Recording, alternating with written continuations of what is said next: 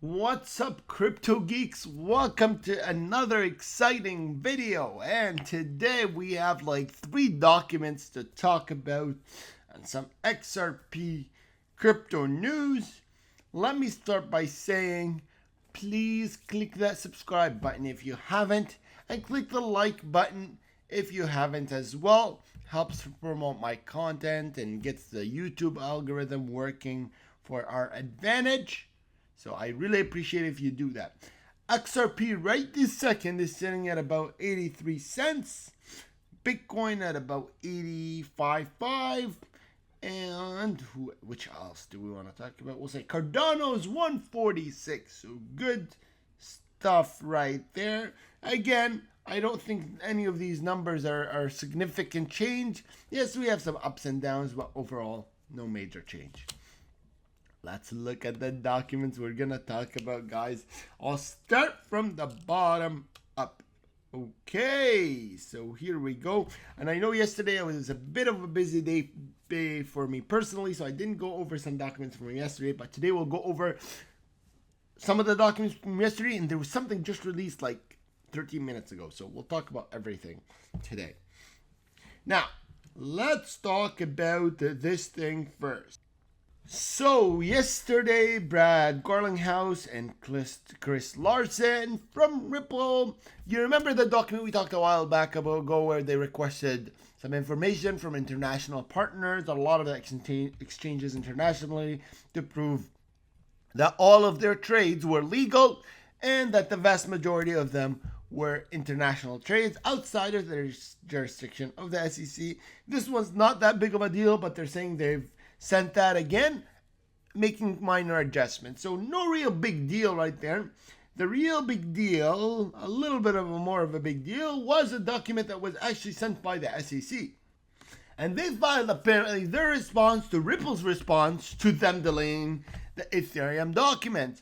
And they're saying that part of that reason that they're having delays is they're not getting the information that they were supposed to be getting from some agencies, MoneyGram and other agencies, so the delay is not completely their fault.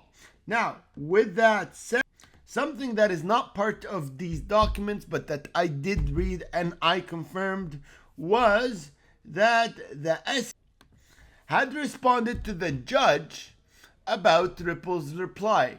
So the SEC, remember the response that the SEC had sent about 70 cases similar to the case of them of SEC and Ripple. The SEC sent 70 examples where the SEC has won.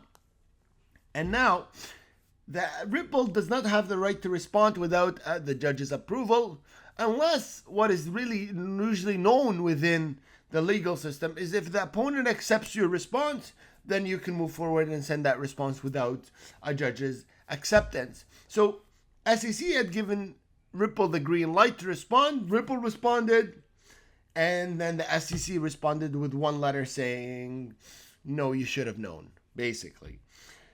The SEC responded to them responding to the Ripple's response. But what was this response saying? They were asking the court to ignore Ripple's initial response and not read it. Because Ripple had not gotten the acceptance or the permission from the judge, they had gotten it from the SEC, and SEC decided to, all of a sudden to change their mind. And that's actually pretty funny, and it's actually very good, because it means that after they read Ripple's response, they were like, oh my god, this response could actually convince the judge. We changed our mind. Judge can't read this. So that is a new update here, and again, it's not one of, I don't believe it's one of these documents here, but I did read it. Now, yesterday as well, Ripple sent a document to the court opposing the 60-day extension and saying that the SEC had more than ample amount of time, and these delays are not delays that have reason or that should be accepted. And today, the SEC decides to send a response to Ripple's response once again, saying that they have been trying their hardest and that Ripple has been doing a lot of things that they're still trying to keep track of, and therefore needing to keep a closer eye on documents and release more documents, which is taking them more time. Part of that response included something actually that I think you guys should know, and it is that the SEC tried to point out some facts not really relevant to the case, but trying to hurt Ripple. Low blows as they call them. So basically, the SEC is talking about how Ripple and MoneyGram apparently had a deal, and that MoneyGram was supposed to take XRP for that deal, but that MoneyGram was worried that XRP was a security. And then they bring up other cases where Ripple had dealings with companies that had bought XRP, and now those companies are trying to get their money back and give Ripple XRP back because they're worried that XRP would be claimed as security. Not really relevant to this case, but again, low blows trying to hurt Ripple and trying to sway the judge's decision, not based on facts, based on some things that have been ongoing. And even this case with this company that's trying to get their money back, it was already solved in court, and actually the court order was that they don't get their money back, and they had to pay legal fees to Ripple. But again, the SEC right now is trying to hurt Ripple as much as they can with things that are relevant or irrelevant to this case. And this last part is not from me, but from James K. Filan himself. But I'm going to read it to you because it is a valid and important point. The fact that the SEC is relying on a 13-page affidavit from MGI, which is MoneyGram, that is dated and signed 3 months ago, undercuts its claim that it's behind the 8 ball or at a disadvantage in the discovery process. The SEC has more than enough time to complete discovery on the current schedule. Very, very true. Makes lots of sense. So guys, the conclusion of all of this is there has been a bit of documents released. Nothing too crazy to be honest with you. But I think what we're looking at in the coming days is a court hearing. There's way too many documents that have been presented and way too much disagreement still between the SEC and Ripple. And I think it's becoming clear that although they're meeting, they're not going to be able to solve these little snitches of things without a hearing of some sort. And this, again, does not negate, and I've said this 100 times, I've said it almost in every single one of my videos, does not negate the possibility of a settlement. There may still be a settlement. It might be tomorrow. It might be the day after. It might be in a week, a month, who knows. They keep talking, and as long as they're talking, one day they may say, you know what is the best you can do? And Ripple will say, we can give you this much money. And the SEC may say, fine. And then that's it. It's a settlement.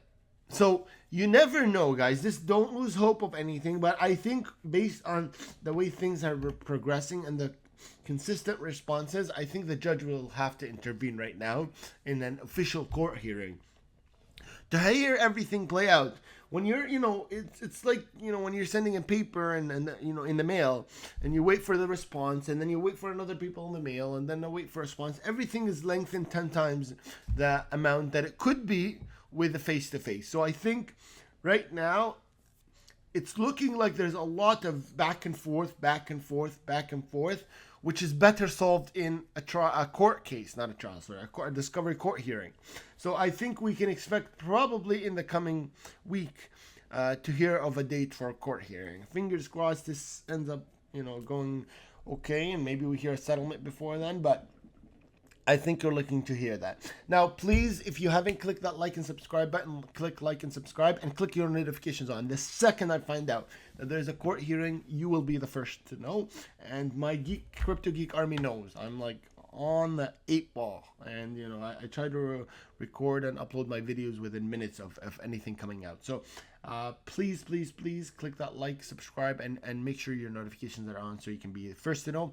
Crypto Geek News is my Twitter, so I retweet and I post a lot of things on there and keep people posted on there as well. So thank you for watching this video. I have not forgotten about the stream. I will probably be announcing the the day for the weekly live stream in the coming maybe 2 or 3 days, just as I figure out my schedule. But I will keep you posted. Thank you, and see you in the next one.